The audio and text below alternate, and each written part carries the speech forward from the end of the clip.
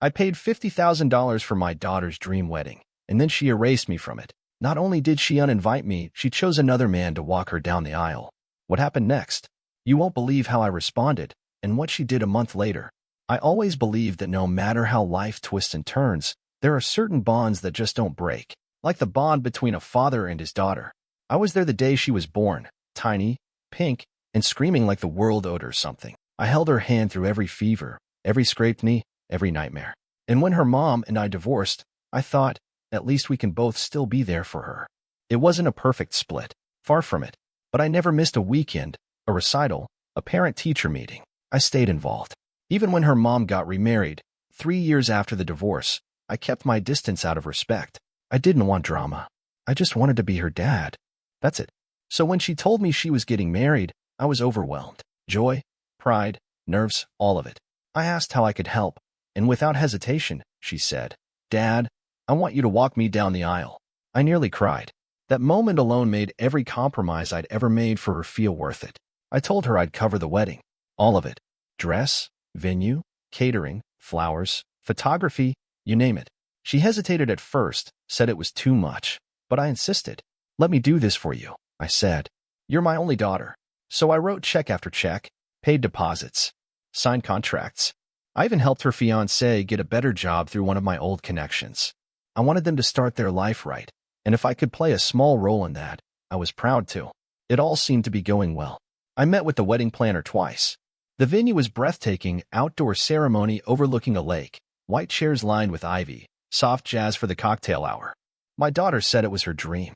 We met for lunch weekly to go over details. Sometimes her mom joined, which was awkward but civil. Her new husband never came along, and I never asked why. I didn't care. As long as my daughter was happy, I could swallow a little discomfort. Then about 6 weeks before the wedding, she stopped calling. No check-ins, no updates. I figured she was stressed. Wedding planning can be overwhelming. I shot her a text just saying, "Hey, hope everything's going smoothly. Let me know if you need anything." She replied with a thumbs-up emoji. That was it. Something felt off, but I tried not to read into it. 2 weeks passed, and I was out grabbing lunch near her apartment, so I decided to drop by unannounced. I brought her favorite cupcakes. When I knocked, her fiancé answered, looking like a deer in headlights. He mumbled something about her being out and quickly shut the door. That pit in my stomach, yeah, it showed up then, loud and clear. I waited another day before calling her again. This time, she picked up, but the tone in her voice, it was flat, distant. I asked if something was wrong, and she said, "No, everything's fine." I pressed, gently. I said, "Listen, if there's anything I did, if I crossed a line, said something, whatever, I want to know." She paused for a moment and said, "Actually, there is something we need to talk about." That conversation turned into a 40-minute back and forth where I barely recognized the person on the other end of the line. She said she had spoken to her mom and stepdad and decided it would be simpler if her stepfather walked her down the aisle instead. I didn't know how to respond. My throat closed up. Wait, what was all I could manage? She said it wasn't personal, that her stepdad had been there for her too, and that she didn't want to create tension on the big day. I asked, "Tension for who? I've paid for this entire wedding. You told me I'd be the one to walk you down the aisle." There was silence on the other end. She finally said, "I just think it's best this way. I hope you understand." I didn't understand. Not one bit. And it got worse. Much worse. Because a few days later, an invitation arrived in the mail for my cousin, not for me. I wasn't even on the guest list. That's when the reality hit me. I was being erased. And the moment I saw the final catering invoice land in my inbox, $11, $7.35, I knew I had a decision to make. I didn't explode. I didn't call her to scream or beg. I just logged into the venue surveillance system, one I had access to because I was paying for private security during the event. I watched her rehearsal dinner play out from a distance. And I quietly made a plan. Because if she thought I'd stay silent while being pushed out of my own daughter's wedding, she didn't know me at all. The day after that call, I sat in my office staring at the wedding budget spreadsheet. Every single row, venue, florals, dress fittings, catering, DJ, even monogrammed napkins, I had signed off on all of it. Total so far, just under 50 grand, $50,000, to be excluded from my daughter's wedding. I closed the file and leaned back in my chair, trying to process what was happening. I wasn't even angry in that moment, just numb. Like the world tilted sideways, and I hadn't caught up yet. That night, I drove past the venue. It was quiet, the lake still, everything calm like the storm hadn't hit yet. And that's when it clicked, how calm everything looked from the outside. Just like her voice on that call. Polite, distant, like I was just another vendor being thanked for my support. I didn't sleep much. I kept thinking about the little girl who used to sit on my shoulders during 4th of July fireworks, who made me macaroni birthday cards, who once told her kindergarten teacher that I was her hero. How does someone go from that to this? I tried to convince myself there had to be more to the story, that maybe her mother pressured her, that maybe her stepfather, who always had a way of showing up at just the right time and taking credit for everything, had leaned in too far. But the truth was, she made the call. She chose him over me. And she didn't even have the decency to tell me face to face. The next morning, I got a call from the wedding planner. She asked if I could approve a last-minute upgrade to the floral arch. I said no. Politely. Firmly. That was the beginning of my quiet unraveling of the entire thing. Over the next few days, I contacted every vendor I'd booked. I didn't rant or accuse. I simply explained that the financial arrangement had changed and that I was no longer responsible for payment. I sent it all in writing, clean, direct, professional. Then I called the security company I'd hired for the venue, told them to keep the surveillance access open, but cancel the on-site team. I didn't tell my daughter. I figured she'd find out soon enough. It wasn't about revenge. It really wasn't. It was about dignity, about stepping away from a situation where I was clearly being used for my wallet and nothing else. A few vendors pushed back, worried about deposits and timelines. I told them calmly to reach out to the bride's mother or her new husband, that they were now the points of contact. The silence that followed was deafening. I kept checking the venue's cameras every evening, watching the setup slowly come together, chairs lined up, tables dressed in white linen, strings of lights being tested over the dance floor. I watched her walk the space with the planner, laughing, sipping iced coffee, pointing at details like nothing was wrong. And the whole time, I kept thinking, you haven't told them, have you? 3 days before the wedding, I got a message from her. Short, just said, "Hey, could you send over the payment confirmation for the photo booth and bartender? Mom's getting asked about it." No apology. No acknowledgement of what she'd done. Just a request, like I was still the hired help. I stared at the screen for a long time before replying. "Please ask your mom or stepdad. I'm no longer involved." She didn't respond. Later that night, I watched her on the security feed again, this time with her fiancé. They looked happy, relaxed. But even through the grainy footage, I could see something shift in her face when her phone buzzed. She stopped smiling. I sat in the dark and whispered, "It's not my job to save this day for you." I think a part of me had still been waiting, hoping for her to call and say, "I messed up. I got confused. I want you there." I would have dropped everything. But that call never came.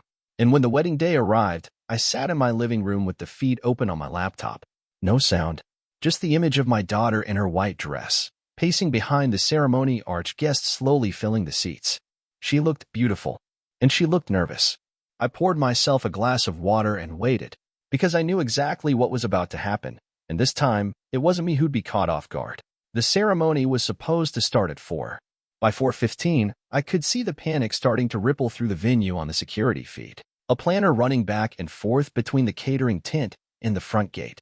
A groomsman whispering something to a bridesmaid, who immediately looked down at her phone. My daughter was off to the side, out of view at first, but then she stepped into frame.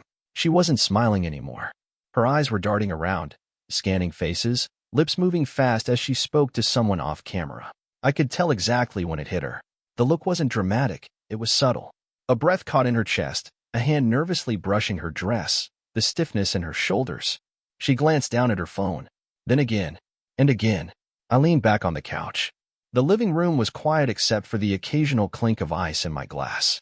The laptop screen glowed softly in the dim room, broadcasting a scene I'd paid for until I didn't. The guests were murmuring now. I could see her mother talking to someone on the phone near the floral arch, face tight with frustration. She turned to the stepdad, Mark, I think his name was, and handed him the phone. He took it, then quickly walked off, clearly trying to keep his voice low. They were trying to fix it. Problem was, they didn't even know what was broken yet. The music didn't start. No aisle walk. No officiant stepping forward. I saw the catering staff standing awkwardly near the buffet, whispering, checking their schedules.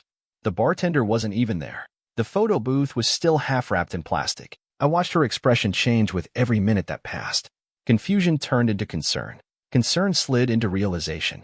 That's when she walked off screen. The next time I saw her, She was in what looked like a storage room or back hallway, pacing in her heels, holding her phone to her ear. No one picked up. I knew, because I didn't answer. She tried again, and again.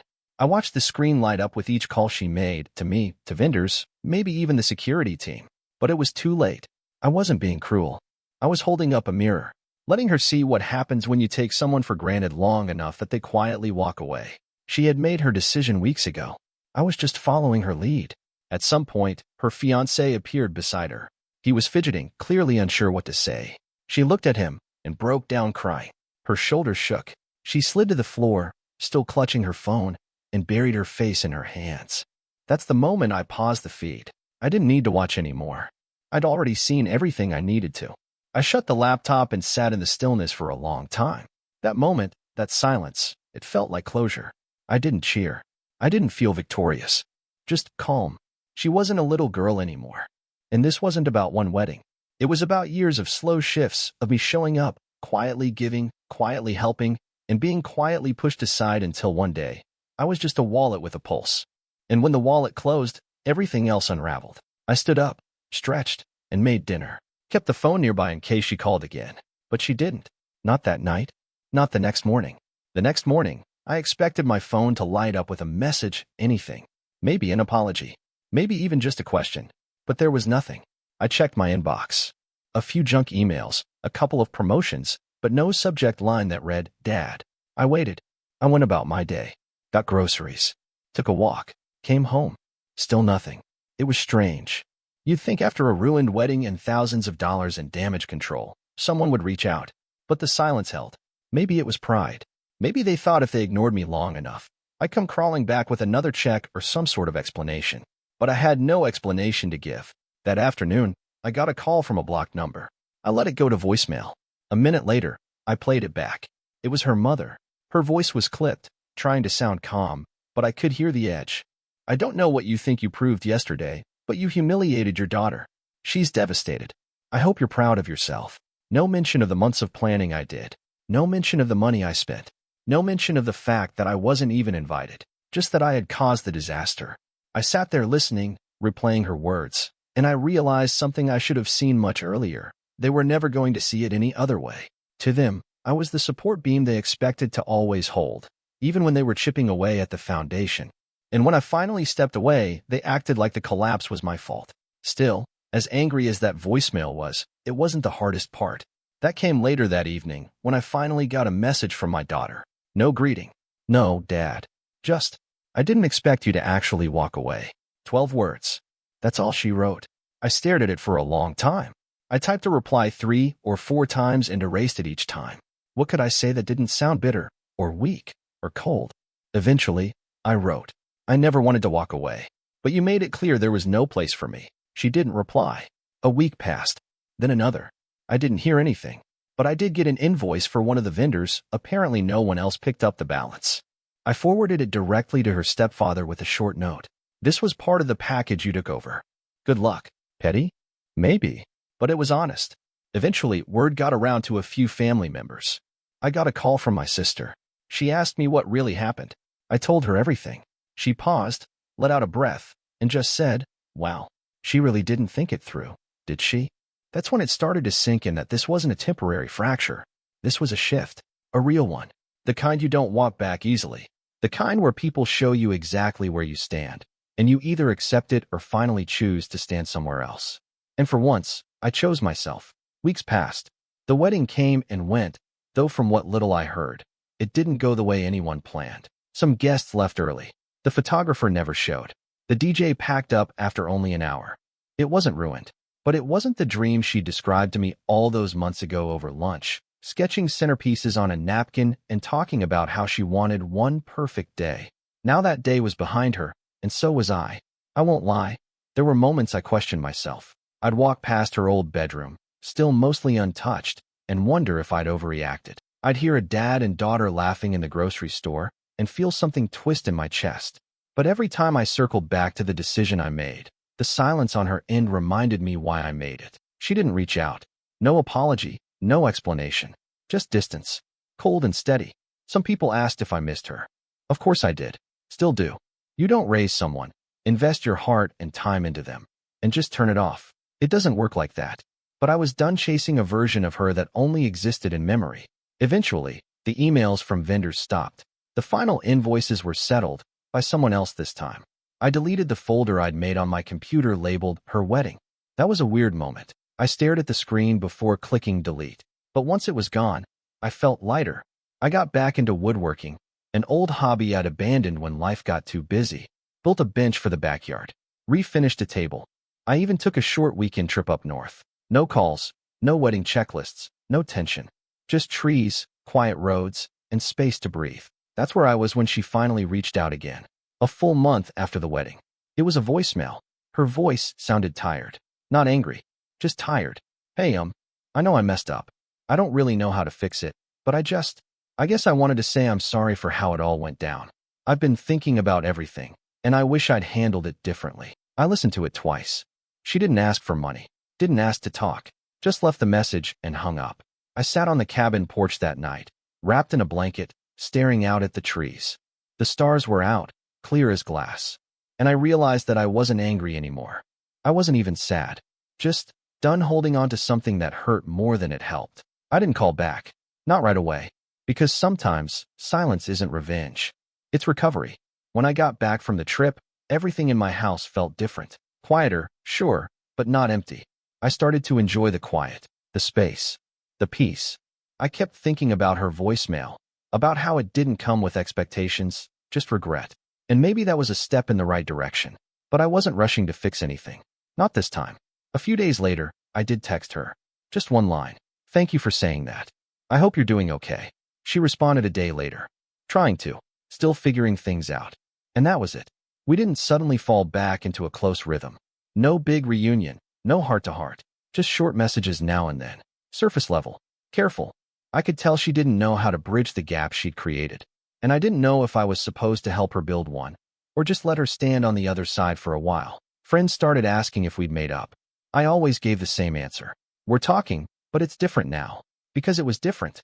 The things we'd shared, birthday dinners, spontaneous road trips, laughing over old photos, those were still part of our history.